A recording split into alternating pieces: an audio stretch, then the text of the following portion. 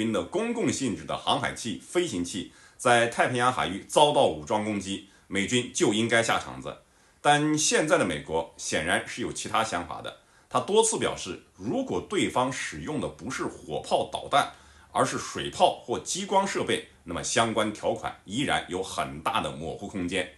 这个说法说白了就是拿菲律宾当枪使，甚至他都不是黑社会老大对小弟的那种态度。从美国对菲律宾的控制力度来讲，我们当然更愿意相信这是小马克思政府身不由己，但是呢，我们都